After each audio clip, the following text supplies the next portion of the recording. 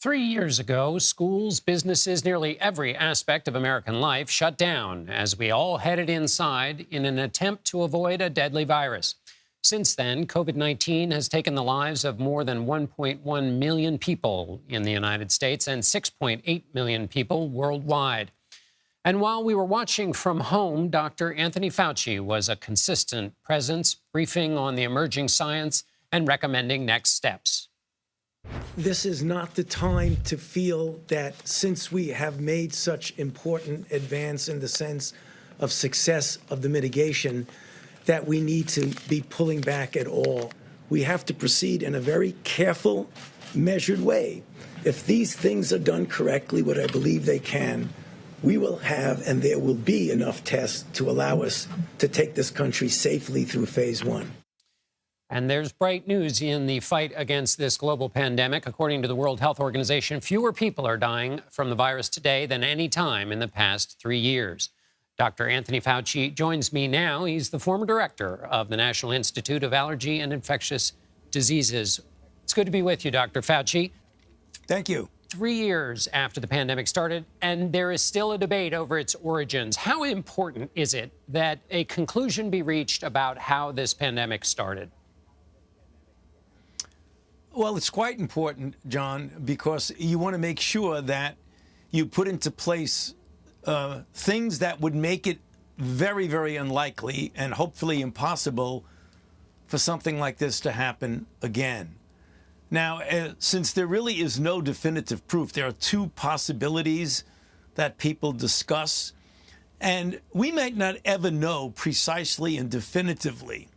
So probably what we should be doing right now, until we get the definitive information, which we might not ever get, is to put into place those mechanisms which would make it very unlikely that it would happen again. For example, if in fact it did evolve from a laboratory in which people were working in a laboratory, we need to put into place globally and internationally enforceable guidelines about what kinds of experiments should be done and the conditions under which they can be done. If it was from a natural occurrence, from an animal species, an animal reservoir, to a human, then we've got to make sure we pay very close attention to the animal-human interface and make sure we can enforce those regulations that don't allow the bringing of animals that could be infected in the wild into wet markets, the way we've seen in Wuhan and the way we've seen in other outbreaks like SARS-CoV-1 and other outbreaks like that. So we need to do whatever the origin is, we need to make sure that all the possibilities are covered.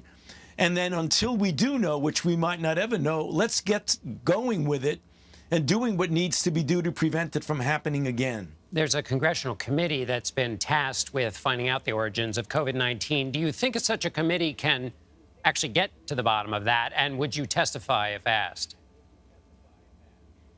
Oh, of course. I would absolutely testify. I've testified before Congress hundreds of times. I am perfectly happy to testify if asked, and I certainly will do that. Well, what we need to do is get better cooperation and transparency. The only way we're going to find out, John, definitively is if we are allowed to be able to do surveillance of the animals that are being brought in from the wild into the wet market. One of the unfortunate things that happened is when the outbreak became apparent, the Chinese cleaned out that Wuhan market of all of the animals that in fact should not have been there to begin with. And we know from photographic proof that there were animals that should not have been available in a wet market situation were there. But as soon as the outbreak became apparent, those animals were cleaned out and the entire place was cleaned out. That's going to make it much more difficult to definitively determine if, in fact, the origin was in that wet market. And we've been talking about this in the context, of course, of the next one. And you've named some ongoing challenges. One is lab safety needs to be improved. And I wonder, I'll name a couple of others. Tell me which ones you think deserve the most attention and focus. So you've mentioned lab safety. There's poor airborne filtration systems, which Joe Allen of Harvard has talked a lot about. The public health network seems to be weak in terms of getting information out. There's vaccine skepticism, and then there's the question also of global detection of the next one, being able to find it quickly to put procedures in place. Which of those, or you can pick your own, requires the most attention and focus now to avoid or at least mitigate the next big pandemic we might face? Well, I'd have to say, John, and I'm not waffling by saying this, all of the above, everything you mentioned is in fact quite important. If you look at the history of what happened, the big success story in our response to this outbreak has been the scientific response. The decades of investment that was made in basic and clinical biomedical research that have made it possible for us to do something that would have been unimaginable years ago. Namely, take a virus in which you know what the sequence is in January of 2020, and within 11 months have a vaccine that has been proven in a clinical trial of tens of thousands of people to be safe and highly effective. That never would have happened. So the success story in the outbreak is the scientific one. The one that was not quite as successful as we would have liked has been the public health response. And that was one of the four that you mentioned. We've really got to strengthen our local public health capability, to modernize it. We've got to have international transparency, and we've got to have interaction and cooperation so that when something appears anywhere in the world that's of pandemic potential, it is so clear now that that's a danger to everywhere in the world. Those are the things that need to be addressed.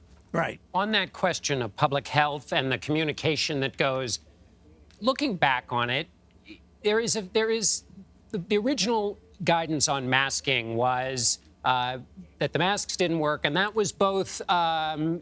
It seemed to get confused between the effort to not use so many N95 masks that it deprived those in the medical field from having what they needed to deal in the early days of the outbreak. That seems to have been a kind of original flaw that undermined public confidence in information, because then it was later learned by April of 2020, wait a minute, masks do matter, you should wear them. How does that get fixed? Because it seems like the ability to translate information, changing as it may be, through the public and so that people do the right thing, that seems to have been damaged through these last 3 years, and maybe going back to that original moment. Yeah, no, John, you make a very good point. We've got to make sure when information is given out that people understand that when you are dealing with a moving target, an evolving situation, you make recommendations based on the data that you have at the time that you're required to come out with some sort of a guideline or some sort of a recommendation. If you look at the early weeks and month of the outbreak in January and early February, there were several bits of information that ultimately turned out not to be correct, even though at the time we thought they were. First, it was said, and I think there was a degree of truth to this, but it should not have had that much of an influence, that there was a shortage of masks, and that if you got everybody to go hoard masks, the people who really need them, the healthcare workers who were getting infected in large numbers, are those individuals who need them are not going to have them. Number two, it wasn't fully appreciated that this virus is very different than any we've had before. It's spread by aerosol, which makes masks much more compelling. Third, and maybe one of the most important, was that we didn't fully realize that the virus was spread predominantly about 50 to 60% from people who have no symptoms at all. If those things were known very early on, there would have been much more of an emphasis to getting people to wear masks for absolutely certain. As soon as that became clear, then you saw the change, and people were saying, no, wait a minute, we really do need to be wearing masks. That was evolving information over time that had public health officials like myself change the recommendation from maybe we don't need to wear masks to we should absolutely be wearing masks. Final question quickly, Doctor. After 3 years, what's the biggest lesson you've learned? Well, the biggest lessons that we've learned is that pandemics occur.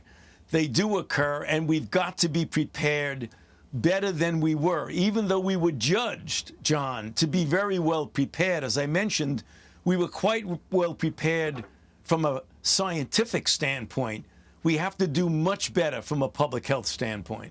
Dr. Anthony Fauci, thank you so much for being with us. Thank you for having me, John.